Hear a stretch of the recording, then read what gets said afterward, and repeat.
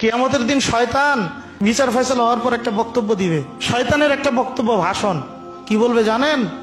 শয়তান সেদিন বলবে, আল্লাহ, ওরা আমারে কেন দোষারোপ করে? আমার দোষটা কি? ওদেরকে আপনি নবী রাসূল পাঠাইলেন, ওদের কাছে আসমানি কিতাব দিলেন, কোনটা ভালো কোনটা মন্দ সব প্রশ্ন আউট করে দিলেন, ওদেরকে বিবেক দিলেন ভালো মন্দ চিন্তা করার। তা আমার অপরাধটা কি?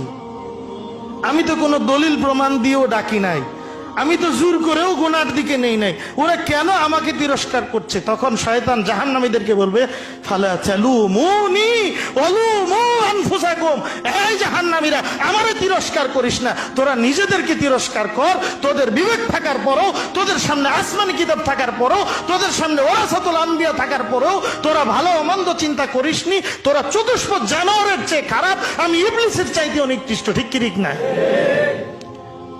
আসুন আমরা এই বিবেকটাকে খাটাই, আমরা মুসলিম জীবন গঠন করি, ইসলামী জীবন গঠন করি, আল্লাহর পথে অগ্রসর হই, জান্নাতের পথে অগ্রসর হই।